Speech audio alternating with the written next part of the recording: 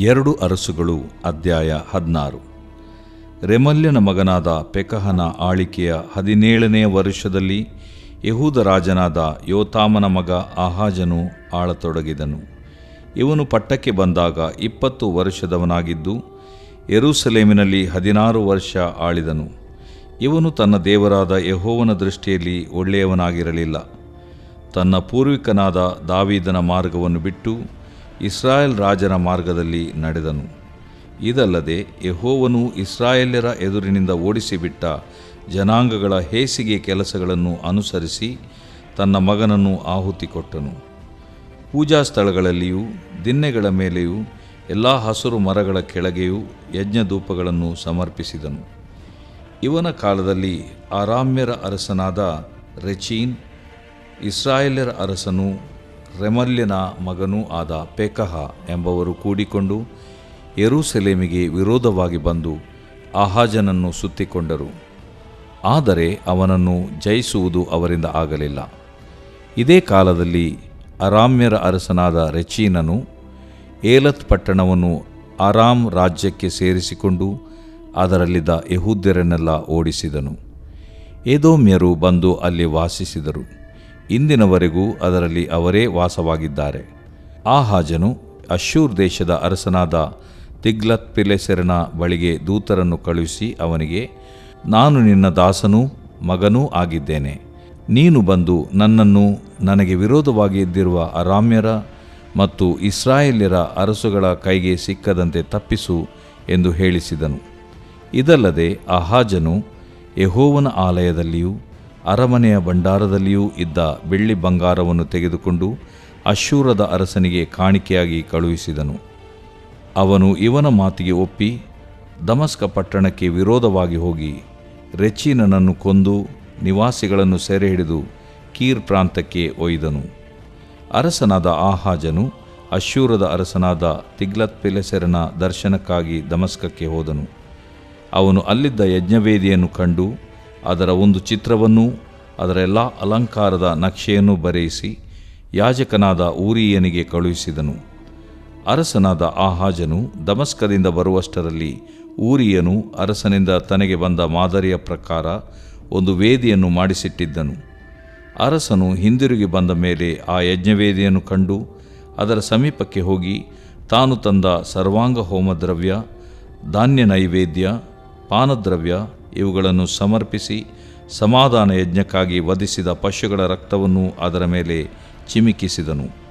ಇದಲ್ಲದೆ ಯೆಹೋವನ ಆಲಯಕ್ಕೂ ತನ್ನ ವೇದಿಗೂ ಮಧ್ಯದಲ್ಲಿದ್ದು ಆವರೆಗೂ ಯೆಹೋವನ ಸೇವೆಗೆ ಉಪಯೋಗಿಸಲ್ಪಡುತ್ತಿದ್ದ ತಾಮ್ರವೇದಿಯನ್ನು ಆಲಯದ ಎದುರಿನಿಂದ ತೆಗೆಯಿಸಿ ತನ್ನ ವೇದಿಯ ಉತ್ತರ ದಿಕ್ಕಿನಲ್ಲಿಡಿಸಿ ಯಾಜಕನಾದ ಊರೀಯನಿಗೆ ಪ್ರಾತಃ ಕಾಲದ ಸರ್ವಾಂಗ ಹೋಮವನ್ನು, ಸಾಯಂಕಾಲದ ನೈವೇದ್ಯವನ್ನು, ಅರಸನು ತರುವ ಸರ್ವಾಂಗ ಹೋಮದ್ರವ್ಯ, ಧಾನ್ಯ ನೈವೇದ್ಯ ಇವುಗಳನ್ನು, ಜನರು ತರುವ ಸರ್ವಾಂಗ ಹೋಮದ್ರವ್ಯ, ಧಾನ್ಯ ನೈವೇದ್ಯ, ಪಾನದ್ರವ್ಯ ಇವುಗಳನ್ನು ಈ ಮಹಾವೇದಿಯ ಮೇಲೆ ಸಮರ್ಪಿಸಬೇಕು.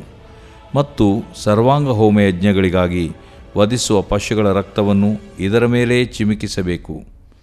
ದೈವೋತ್ತರಗಳನ್ನು ತಿಳಿದುಕೊಳ್ಳುವುದಕ್ಕಾಗಿ ತಾಮ್ರವೇದಿಯನ್ನು ಉಪಯೋಗಿಸುವೆನು ಎಂದು ಹೇಳಿದನು. ಯಾಜಕನಾದ ಊರೀಯನು ಅರಸನು ಹೇಳಿದಂತೆಯೇ ಮಾಡಿದನು. ಅರಸನಾದ ಆಹಾಜನು ಅಶ್ಶೂರದ ಅರಸನ ನಿಮಿತ್ತವಾಗಿ ಪೀಠಗಳ ಪಟ್ಟಿಗಳನ್ನು ಕತ್ತರಿಸಿದನು. ಅವುಗಳ ಮೇಲಿದ್ದ ಗಂಗಾಳಗಳನ್ನು ತೆಗೆದಿಟ್ಟನು. ಸಮುದ್ರವೆನಿಸುವ ಪಾತ್ರೆಯನ್ನು ತಾಮ್ರದ ಹೋರಿಗಳ ಮೇಲನಿಂದ ಇಳಿಸಿ ಕಲ್ಲುಕಟ್ಟೆಗಳ ಮೇಲೆ ಇಡಿಸಿದನು. ಯೆಹೋವನ ಆಲಯದ ಪ್ರಾಕಾರದೊಳಗೆ ಸಬ್ಬತ್ ದಿನದ ಆರಾಧನೆಗಾಗಿ ರಾಜರಿಗೆ ಕಟ್ಟಲ್ಪಟ್ಟಿದ್ದ ಮಂಟಪವನ್ನು, ಅರಮನೆಯಿಂದ ದೇವಸ್ಥಾನಕ್ಕೆ ಹೋಗುವ ಹೊರಗಿನ ಬಾಗಲನ್ನೂ ಬದಲಾಯಿಸಿದನು. ಆಹಾಜನ ಉಳಿದ ಚರಿತ್ರೆಯು ಅವನ ಕೃತ್ಯಗಳು ಯೆಹೂದ ರಾಜಕಾಲ ವೃತ್ತಾಂತ ಎಂಬ ಗ್ರಂಥದಲ್ಲಿ ಬರೆದಿರುತ್ತವೆ. ಅವನು ಪಿತೃಗಳ ಬಳಿಗೆ ಸೇರಲು ಅವನ ಶವವನ್ನು ದಾವೀದ ನಗರದೊಳಗೆ ಅವನ ಕುಟುಂಬ ಸ್ಮಶಾನದಲ್ಲಿ ಸಮಾಧಿ ಮಾಡಿದರು. ಅವನಿಗೆ ಬದಲಾಗಿ ಅವನ ಮಗನಾದ ಹಿಜ್ಕೀಯ ಎಂಬವನು ಅರಸನಾದನು.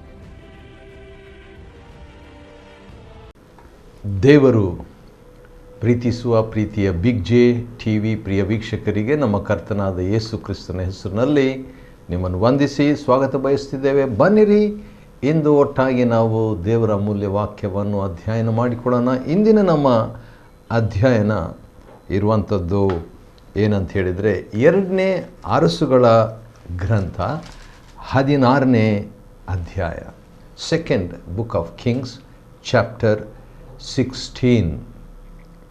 16ನೇ ಅಧ್ಯಾಯವನ್ನು ನಾವು ಅಧ್ಯಯನ ಮಾಡಿಕೊಡೋದಕ್ಕೆ ಮುಂಚಿತವಾಗಿ 15ನೇ ಅಧ್ಯಾಯದಲ್ಲಿ ಏನು ನಡೀತು ಎಂಬುದನ್ನು ನಾವು ಸ್ವಲ್ಪ ನೋಡಿಕೊಳ್ಳುವಂಥದ್ದು ಒಳ್ಳೆಯದೆಂಬುದಾಗಿ ನನಗೆ ಅನಿಸ್ತದೆ. ಯಾಕಂತ ಹೇಳಿದರೆ 15ನೇ ಅಧ್ಯಾಯದಲ್ಲಿ ಅಜರ್ಯನು ಎಂಬ ಯೆಹೂದದ ಅರಸನು ಒಳ್ಳೆಯ ಅರಸನು. ಯಾಕಂದರೆ ಅವನು ಯೆಹೋವನ ದೃಷ್ಟಿಯಲ್ಲಿ ಅಮಚ್ಯನಂತೆ ಒಳ್ಳೆಯವನಾಗಿ ನಡೆದನಂತೆ. ಅವನು ಆದರೆ ಕುಷ್ಠರೋಗಿ ಆಗಿದ್ದ. ಅವನಿಗೆ ಇನ್ನೊಂದು ಹೆಸರು ಏನಂದರೆ ಅಜರ್ಯನಿಗೆ ಉಜ್ಜಿಯನು ಅಂತ ಕೂಡ ಒಂದು ಹೆಸರು. 15:1 ಅಜರ್ಯನು ಮತ್ತು 15:13 ಉಜ್ಜಿಯನು ಅಂತ ಹೇಳ್ಬಿಟ್ಟು, ಉಜ್ಜಿ ಅಂದರೆ ಯೆಹೋವನು ಬಲಪಡಿಸ್ತಾನಂತ ಹೇಳ್ಬಿಟ್ಟು, ಅಜರ್ಯನು ಅಂತ ಹೇಳಿದ್ರೆ ಯೆಹೋವನು ಸಹಾಯಿಸುತ್ತಾನೆ, ಸಹಾಯ ಮಾಡ್ತಾನೆ ಎಂಬುದಾಗಿ ಎರಡು ಒಂದೇ ರೀತಿಯ ಅರ್ಥ ಇರುವಂಥ ಹೆಸರು. ಅಜರ್ಯ ಮತ್ತು ಉಜ್ಜಿಯ ಎಂಬ ಅರಸನು. ಇವನು ಕುಷ್ಠರೋಗಿ ಆಗಿದ್ದರಿಂದ ಅವನ ಮಗನಾದ ಯೋಥಾಮ್ ಅಂದರೆ ಯೆಹೋವನು ಪರಿಪೂರ್ಣನು, ಸಿದ್ಧಿ ಪೂರ್ಣನು ಎಂಬಂಥ ಅರ್ಥ. ಅಂಥ ಒಬ್ಬ ಮಗನು ತಂದೆಯ ಅನಾನುಕೂಲತೆ ಅಥವಾ ಕುಷ್ಠರೋಗದ ನಿಮಿತ್ತವಾಗಿ ಇವನು ರಾಜ್ಯ ಪರಿಪಾಲನೆಯನ್ನು ಮಾಡ್ತಾಯಿದ್ರು. ಸರಿ, ಅವನ ಆ ಕಾಲದಲ್ಲಿ ಏನಾಯಿತು ಅಂತ ಹೇಳ್ಬಿಟ್ಟು ನೋಡುವಾಗ ಯೆಹೂದದ ಅರಸನಾದ ಅಜರ್ಯ ಅವನ ಆಳ್ವಿಕೆಯಲ್ಲಿ ನಡೆದಂಥ ಇನ್ನೊಂದು, ಈಗ ಯೆಹೂದ್ಯರ ಅರಸರು ಏನಾದರೂ ಮಾಡ್ತಾಯಿದ್ರೆ ಇಸ್ರಾಯೇಲ್ ಚರಿತ್ರೆಯನ್ನು ಸ್ವಲ್ಪ ಫೋಕಸ್ ಮಾಡ್ತಾರೆ. ಇಸ್ರಾಯೇಲ್ ರಾಜನ ಕಾಲದಲ್ಲಿ ಏನು ನಡೀತಾ ಇದೆ, ಆವಾಗ ಯೆಹೂದದ ಯಾರು ಆ ಯೆಹೂದದಲ್ಲಿ ಅರಸರಾಗಿದ್ದರು ಎಂಬುದಾಗಿ ಅದು ಅಂಥ ಒಂದು ದೃಶ್ಯ ಹೇಳಿಕೆ ವಿವರಣೆ ಕೊಡಲಾಗಿದೆ. ಸರಿ, ಜಕರ್ಯನು ಇಸ್ರಾಯೇಲ್ ದೇಶದ ಅರಸನಾಗಿದ್ದನು. ಜಕರ್ಯ ಎಂಬಂಥ ಪ್ರವಾದಿ ಕೂಡ ಇದ್ದಾನೆ. ಯಾಕಂದರೆ ಸಾಮಾನ್ಯವಾಗಿ ಯೆಹೂದ್ಯರಲ್ಲಿ ಕೆಲವು ಹೆಸರುಗಳು ಬೇರೆ ಬೇರೆ ಇರ್ತದೆ, ಅದೇ ವ್ಯಕ್ತಿ ಇವರು ಅಂತ ನಾವು ತಿಳ್ಕೊಳ್ಬಾರ್ದು. ಸರಿ, ದೇವರು ಯೇಹುವಿಗೆ ಹೇಳಿರ್ತಾರೆ, ಅದೇನೆಂದರೆ 4 ತಲೆಮಾರುಗಳವರೆಗೆ ನಿನ್ನ ಸಂತತಿಯನ್ನು ನಾನು ಸಿಂಹಾಸನದಲ್ಲಿ ಇರುವಂತೆ ಮಾಡ್ತೇನೆ ಅಂತ ಹೇಳಿದ್ದಕ್ಕೆ ಯೇಹು ಆದ ನಂತರ ಯೆಹೋವಾಜನು, ಅದಾದ ನಂತರ ಅವನ ಮಗನಾದಂಥ ಯೋವಾಷನು, ಅದಾದ ನಂತರ ಅವನ ಮಗನಾದಂಥ ಯಾರೊಬ್ಬಾಮನು, 2ನೇ ಯಾರೊಬ್ಬಾಮನು, ಅದಾದ ನಂತರ ಜಕರ್ಯನು. ಈ ರೀತಿಯಾಗಿ 4 ತಲೆಮಾರುಗಳು ಯೇಹುವಿಗೆ ದೇವರು ವಾಗ್ದಾನ ಮಾಡಿದ ಪ್ರಕಾರವಾಗಿ ಇಸ್ರಾಯೇಲ್ನಲ್ಲಿ 4 ತಲೆಮಾರುಗಳು. ಅದಾದ ನಂತರ ಜಕರ್ಯನ ತರುವಾಯ ಶಲೂಮ್ ಅಂತ ಹೇಳ್ಬಿಟ್ಟು ಒಬ್ಬನು ಬಂದು ಆ ಜಕರ್ಯನನ್ನು ಕೊಂದುಬಿಡ್ತಾನೆ. ಯಾಕಂದರೆ ಕೇವಲ ಅವನು 6 ತಿಂಗಳು ಮಾತ್ರ ಅರಸನಾಗಿರ್ತಾನೆ. ಅದಾದ ನಂತರ ಶಲ್ಲೂಮನು ಅರಸನಾಗ್ಬಿಡ್ತಾನೆ. ಆದರೆ ಭಾಳ ಹೊತ್ತಿರಲ್ಲ, 1 ತಿಂಗಳಷ್ಟೇ ಅವನು ಅರಸನಾಗಿರ್ತಾನೆ. ಅದಾದ ನಂತರ ಮೆನೆಹೇಮನು ಬಂದು ಅರಸನಾಗ್ತಾನೆ.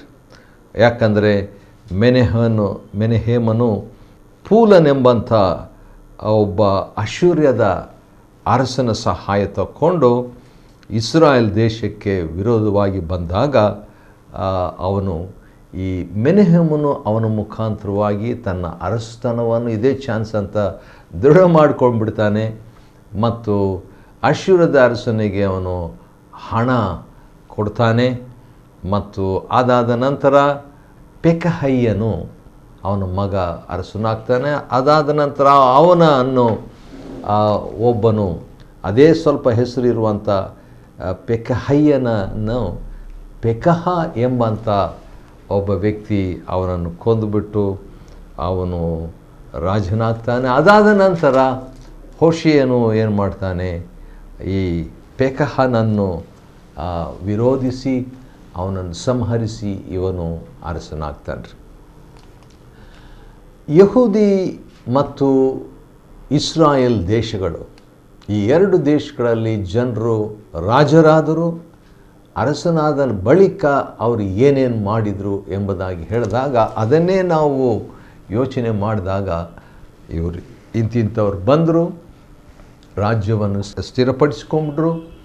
ಅದಾದ ನಂತರ ಅವರು ಒಂದು ಸತ್ಕಾರ್ಯ ಮಾಡಿದರು ಅಥವಾ ಮಾಡಲಿಲ್ಲ, ದುಷ್ಟರಾಗಿದ್ದರು ಅಥವಾ ಒಳ್ಳೆಯವರಾಗಿದ್ದರು ಎಂಬುದಾಗಿ ಈ ಅರಸುಗಳ ಗ್ರಂಥದಲ್ಲಿ ಅರಸರ ಮಾಹಿತಿಯನ್ನು ನಾವು ನೋಡ್ತೇವೆ, ಅಥವಾ ದಾಖಲೆಯನ್ನು ಚರಿತ್ರೆಯಲ್ಲಿ ನಿಜವಾಗಿ ನಡೆದಂಥ ಒಂದು ಘಟನೆ, ನಿಜವಾಗಿ ನಡೆದಂಥ ಚರಿತ್ರೆ.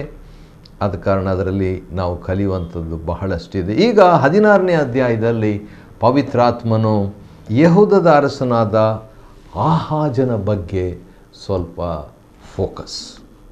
ಹೌದು, ಅದೇ ಸಂದರ್ಭದಲ್ಲಿ ಈ ಆಹಾಜನು, ಆಹಾಜ್ ಅಂತ ಹೇಳಿದರೆ ವಶಪಡಿಸಿಕೊಂಡಿರುವವನು, ಸ್ವಾಧೀನ ಮಾಡಿಕೊಂಡಿರುವವನು, ಹೊಂದಿರುವವನು, ಪೊಸೆಸರ್ ಎಂಬುದಾಗಿ ಆಹಾಜನ ಹೆಸರಿನ ಅರ್ಥ. ಇವನು ಯೆಹೂದದ ಅರಸನಾಗಿರ್ತಾನೆ. ಯಾವಾಗ ಅಂತ ಹೇಳಿದರೆ, ಪೆಕಹ ಅಂತ ಹೇಳಿದ್ನಲ್ವ, ಪೆಕಹನ ಆಳಿಕೆಯ 17ನೇ ವರ್ಷದಲ್ಲಿ ಯೆಹೂದ ರಾಜನಾದ ಯೋತಾಮನ ಮಗ ಆಹಾಜನು ಆಳತೊಡಗಿದನು. ಹಾಗಾದರೆ ಇಸ್ರಾಯೇಲ್ ಅರಸನು ಪೆಕಹನು, ಈ ಕಡೆ ಯೆಹೂದದ ಅರಸನಾದಂಥ ಆಹಾಜನು, ಈ ರೀತಿಯಾಗಿ ಇಬ್ಬರು ಆಳತೊಡಗಿದ್ದಾರೆ. ಮತ್ತು ಇವನು, ಈ ಆಹಾಜನು ದೇವರ ದೃಷ್ಟಿಯಲ್ಲಿ ಒಳ್ಳೆಯವನಾಗಿರಲಿಲ್ಲ. ಹೆಸರಂತೂ ಒಳ್ಳೆಯ ಹೆಸರಿತ್ತು, ಆದರೂ ಕೂಡ ಇವನ ಬಗ್ಗೆ ನೋಡುವಾಗ ಇವನ ಕಾಲದಲ್ಲಿ ಆರಾಮ್ಯರ ಅರಸನಾದ ರೆಚೀನ್ ಎಂಬಂಥ ಒಬ್ಬ ಅರಸನು. ರೆಚೀನ್ ಅಂದರೆ ಸ್ವೀಕಾರ, ಹರ್ಷ ಅಥವಾ ರಮಣೀಯತೆ ಎಂಬಂಥ ಅರ್ಥ ಕೊಡುವಂಥ ಹೆಸರು. ಇವನು ಅರಾಮ್ಯರ ಅರಸನು ರೆಚೀನ್. ಅವನು ಇಸ್ರಾಯೇಲ್ರ ಅರಸನು, ರೆಮಾಲ್ಯನ ಮಗನೂ ಆದ ಪೆಕಹ ಎಂಬವರು ಕೂಡಿಕೊಂಡು ಯೆರೂಸಲೇಮ್ ವಿರುದ್ಧವಾಗಿ ಯುದ್ಧಕ್ಕೆ ಬರ್ತಾರೆ. ಯಾರ ಕಾಲದಲ್ಲಿ? ಈ ಆಹಾಜನ ಕಾಲದಲ್ಲಿ, ವಶಪಡಿಸಿಕೊಂಡಿರುವವನು ಎಂಬ ಹೆಸರಿರುವಂಥ ಆಹಾಜನ ಕಾಲದಲ್ಲಿ ಇಬ್ಬರು ರಾಜರು ಯುದ್ಧಕ್ಕೆ ಬರ್ತಾರೆ. ಸ್ವಂತದವರು ಯಾರು? ಇಸ್ರಾಯೇಲ್ರ ಅರಸನು ಪೆಕಹ ಮತ್ತು ಅರಾಮ್ಯರ ಅರಸನಾದಂಥ ರೆಚೀನ್ ಎಂಬಂಥ ಇಬ್ಬರು ಅರಸರು ಯೆಹೂದದ ಅರಸನಾಗಿರುವ ಆಹಾಜನಿಗೆ ವಿರುದ್ಧವಾಗಿ ಬರ್ತಾರೆ. ಇಬ್ಬರು ಸ್ಟ್ರಾಂಗ್, ಬಲವಾದಂಥ ರಾಷ್ಟ್ರಗಳಾಗಿ ಯುದ್ಧಕ್ಕೆ ಬರುವಾಗ ಈ ವ್ಯಕ್ತಿ ಯೆಹೂದದ ಅರಸನಾದಂಥ ಈ ಆಹಾಜನು ಏನು ಮಾಡಬೇಕು ಅಂತ ಯೋಚನೆ ಮಾಡಿದಾಗ ಅವನಿಗೊಂದು ಯೋಚನೆ ಬಂತು.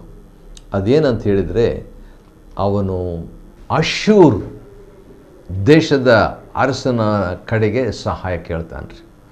ಅಶ್ಶೂರ್ ದೇಶದ ಅರಸನಿಗೆ ಅವನು ಸಹಾಯ ಕೇಳಿ, ಈಗ ಇಬ್ಬರು ದೇಶದವರು ನನಗೆ ವಿರುದ್ಧವಾಗಿ ಬಂದಿದ್ದಾರೆ, ಒಂದು ಅರಾಮ್ಯರ ಅರಸನು ಮತ್ತು ಇಸ್ರಾಯೇಲ್ರ ಅರಸನು.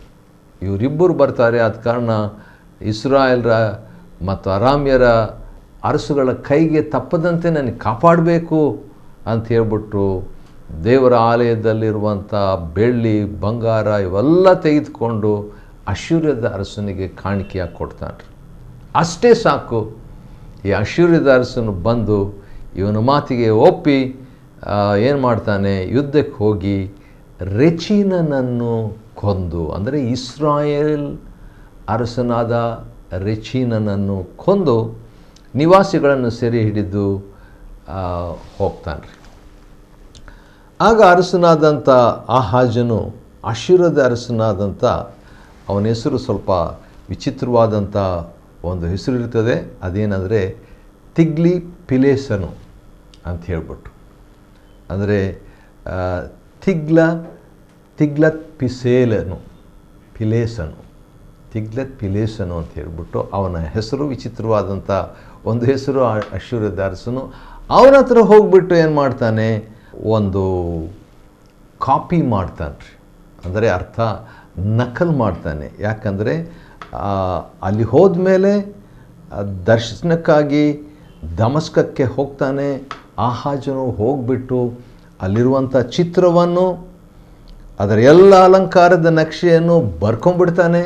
ವಿಚಿತ್ರ 10ನೇ ವಚನ 2ನೇ ಅರಸುಗಳ ಗ್ರಂಥ 16:10. ಅದನ್ನೆಲ್ಲ ಜೆರಾಕ್ಸ್ ಮಾಡ್ಕೊಳ್ತಾನೆ ಅಂತ ಹೇಳ್ಬೋದು, ಅಥವಾ ಕಾಪಿ ಮಾಡ್ಕೊಳ್ತಾನೆ. ಅದನ್ನು ನಕಲು ಮಾಡ್ಕೊಂಡ್ಬಿಟ್ಟು ಅಲ್ಲಿರುವಂಥ ಯಜ್ಞವೇದಿ ಭಾಳ ಚೆನ್ನಾಗಿರ್ತದೆ, ಅದನ್ನೆಲ್ಲ ಬಂದು ಕಡೆಗೆ ತಮ್ಮ ಊರಿಗೆ ಬಂದುಬಿಟ್ಟು, ತಮ್ಮ ದೇಶಕ್ಕೆ ಬಂದುಬಿಟ್ಟು ಯಾಜಕನಾದ ಊರಿಯನಿಗೆ ಅದನ್ನು ಕಳಿಸ್ಕೊಡ್ತಾನೆ ರೀ. ನೋಡು, ಈ ರೀತಿಯಾಗಿದೆ, ನಾವು ಅದನ್ನು ಮಾಡೋಣ ಎಂಬುದಾಗಿ. ಊರಿಯ ಅಂತ ಹೇಳಿದರೆ ಯಾ ಅಂದರೆ ಯೆಹೋವನ, ಊರಿ ಅಂತ ಹೇಳಿದರೆ ಜ್ವಾಲೆ. ಕನ್ನಡದಲ್ಲಿ ನೋಡುವಾಗ ಉರಿ, ಯೆಹೋವನ ಉರಿ ಅಥವಾ ಜ್ವಾಲೆ ಎಂಬ ಹೆಸರಿರುವಂಥದ್ದು ಈ ಊರಿಯ ಎಂಬ ಯಾಜಕನು. ಅವನಿಗೆ ಅರಸನು ಈ ರೀತಿಯಾಗಿ ಒಂದು ನಕಲುಗಳನ್ನು, ಚಿತ್ರಗಳನ್ನು ಬರೆದು ಕಳಿಸಿರೋದ್ರಿಂದ ಅವನು ಕೂಡ ಏನು ಮಾಡ್ತಾನೆ, ಆ ಅರಸನು ಬರೋಷ್ಟರೊಳಗೆ ಇವನು ಕೂಡ ಅವುಗಳನ್ನೆಲ್ಲ ಅದೇ ಟೈಪು, ಅದೇ ಥರ ಮಾಡಿಬಿಟ್ಟು ಕಡೆಗೆ ಸಮಾಧಾನದ ಯಜ್ಞ, ಸರ್ವಾಂಗ ಹೋಮ ಮತ್ತು ಧಾನ್ಯ ನೈವೇದ್ಯ, ಪಾನದ್ರವ್ಯ ಇವೆಲ್ಲಗಳನ್ನು ಅರ್ಪಿಸ್ತಾರೆ. ಇದರಲ್ಲಿ ಒಂದು ವಿಚಿತ್ರ ಸಂಗತಿ ಏನಂದರೆ, ನನಗೆ ಒಂದು ವಾಕ್ಯ ನೆನಪಿಗೆ ಬರ್ತಾ ಇದೆ. ಅದೇನೆಂದರೆ ರೋಮ ಪತ್ರಿಕೆ 12ನೇ ಅಧ್ಯಾಯದಲ್ಲಿರುವಂಥ ಒಂದು ವಾಕ್ಯ ಏನಿದೆ ಅಂತ ಹೇಳ್ಬಿಟ್ಟು ನಾವು ನೋಡಿಕೊಳ್ಳೋಣ. ರೋಮ ಪತ್ರಿಕೆ 12ನೇ ಅಧ್ಯಾಯದಲ್ಲಿ ಇಂಥ ಒಂದು ವಾಕ್ಯ ಇದೆ. ಯಾಕಂತ ಹೇಳಿದರೆ ಈ 2ನೇ ಅರಸುಗಳ ಗ್ರಂಥ 16ನೇ ಅಧ್ಯಾಯವನ್ನು ಅಧ್ಯಯನ ಮಾಡಿಕೊಳ್ಳುವಾಗ ಯಾವ ರೀತಿಯಾಗಿ ಈ ಆಹಾಜನು ಹೋಗಿಬಿಟ್ಟು ಅಶ್ಶೂರದ ರಾಜ್ಯದ ಅಲ್ಲಿ ಇದ್ದಂಥ ವಿಷಯಗಳನ್ನು ಹಾಗೆ ಕಾಪಿ ಮಾಡಿಕೊಂಡು ಬರ್ತಾನಲ್ವ. ಅದರ ವಿಷಯದಲ್ಲಿ ರೋಮ 12 2ನೇ ವಚನದಲ್ಲಿ ಈ ರೀತಿಯಾಗಿದೆ, ಇಹಲೋಕದ ನಡವಳಿಕೆಯನ್ನು ಅನುಸರಿಸದೆ, ಇಹಲೋಕದ ನಡವಳಿಕೆಯನ್ನು ಅನುಸರಿಸದೆ ನೂತನ ಮನಸ್ಸನ್ನು ಹೊಂದಿಕೊಂಡು ಪರಲೋಕ ಭಾವದವರಾಗಿರಿ. ಹೀಗಾದರೆ ಏನಾಗ್ತದೆ, ಹೀಗಾದರೆ ದೇವರ ಚಿತ್ತ ಉತ್ತಮವಾದದ್ದು, ಮೆಚ್ಚುಗೆಯಾದದ್ದು, ದೋಷವಿಲ್ಲದ್ದು ಯಾವುದೆಂದು ವಿವೇಚಿಸಿ ತಿಳ್ಕೊಳ್ಳುವಿರಿ. ರೋಮ 12:2. ಅಂದರೆ ಇಹಲೋಕದಲ್ಲಿ ಬಹಳಷ್ಟು ವಿಷಯಗಳು ಇದೆ, ಅದನ್ನು ನಾವು ಅನ್ವಯಿಸಿಕೊಳ್ಳೋದು ಒಳ್ಳೆಯದೇ. ಆದರೆ ಇಹಲೋಕದಲ್ಲಿ ಇರುವಂಥ ವಿಷಯಗಳನ್ನು ಆತ್ಮೀಕ ಜೀವನಕ್ಕೆ, ಭಕ್ತಿಯ ಜೀವನಕ್ಕೆ ಅನ್ವಯಿಸಿಕೊಳ್ಳಬಾರದಂಥ ದೇವರ ವಾಕ್ಯ.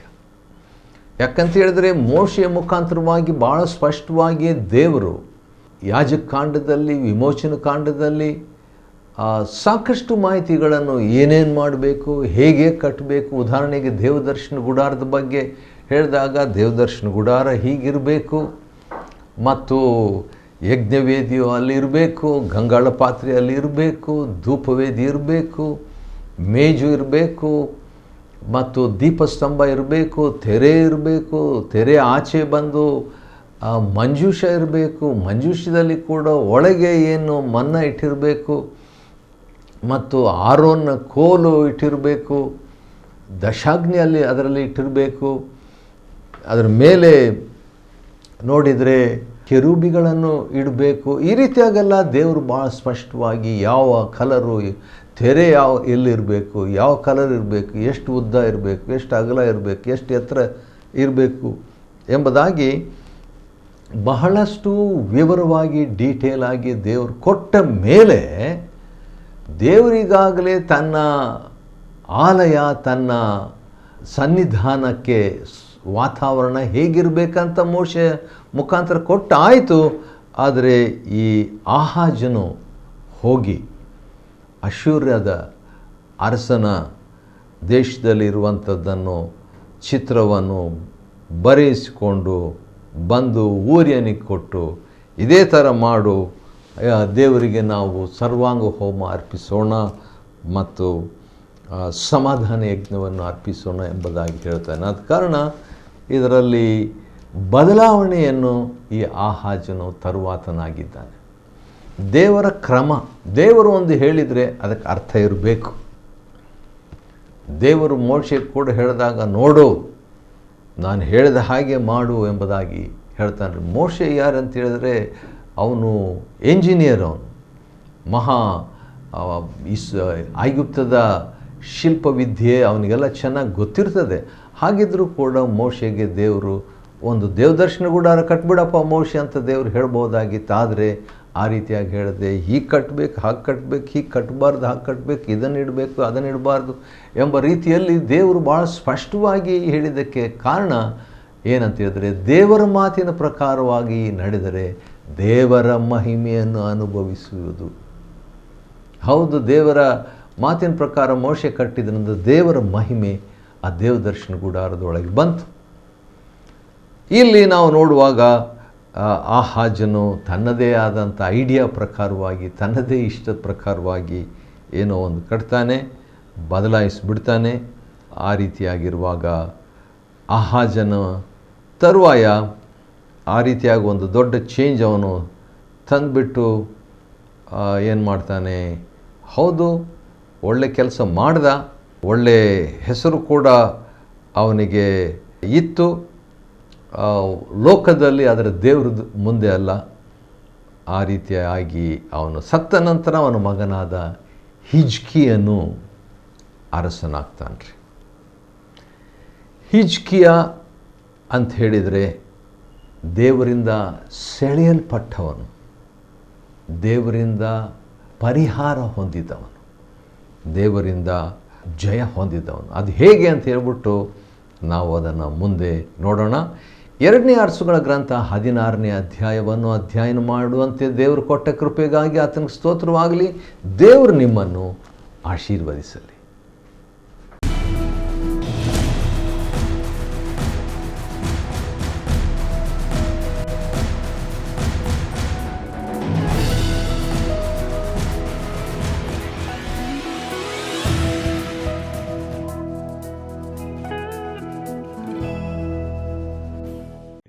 Chapter 16.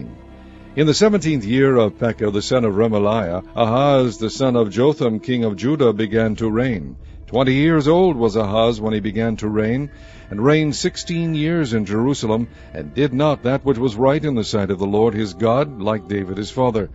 But he walked in the way of the kings of Israel, yea, and made his son to pass through the fire according to the abominations of the heathen, whom the Lord cast out from before the children of Israel. And he sacrificed and burnt incense in the high places, and on the hills, and under every green tree.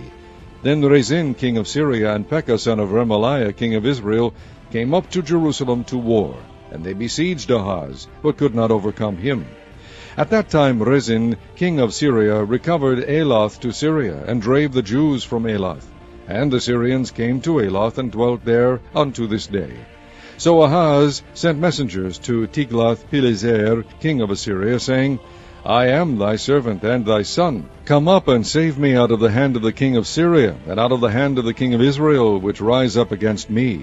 And Ahaz took the silver and gold that was found in the house of the Lord, and in the treasures of the king's house, and sent it for a present to the king of Assyria.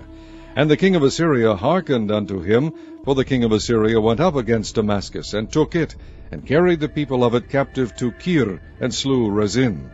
And King Ahaz went to Damascus to meet Tiglath-Pileser, king of Assyria, and saw an altar that was at Damascus. And King Ahaz sent to Urijah the priest the fashion of the altar, and the pattern of it, according to all the workmanship thereof. And Urijah the priest built an altar according to all that King Ahaz had sent from Damascus. So Urijah the priest made it against King Ahaz came from Damascus. And when the king was come from Damascus, the king saw the altar, And the king approached to the altar, and offered thereon. And he burnt his burnt offering and his meat offering, and poured his drink offering, and sprinkled the blood of his peace offerings upon the altar. And he brought also the brazen altar, which was before the Lord, from the forefront of the house, from between the altar and the house of the Lord, and put it on the north side of the altar. And King Ahaz commanded Urijah the priest, saying, Upon the great altar burn the morning burnt offering, and the evening meat offering, and the king's burnt sacrifice, and his meat offering, with the burnt offering of all the people of the land, and their meat offering, and their drink offerings, and sprinkle upon it all the blood of the burnt offering, and all the blood of the sacrifice, and the brazen altar shall be for me to inquire by. Thus did Urijah the priest, according to all that King Ahaz commanded. And King Ahaz cut off the borders of the bases, and removed the laver from off them, and took down the sea from off the brazen oxen that were under it, and put it upon a pavement of stones. And the covert for the Sabbath that they had built in the house, and the king's entry without, turned he from the house of the Lord for the king of Assyria. Now the rest of the acts of Ahaz which he did, are they not written in the book of the Chronicles of the kings of Judah? And Ahaz slept with his fathers, and was buried with his fathers in the city of David, and Hezekiah his son reigned in his stead.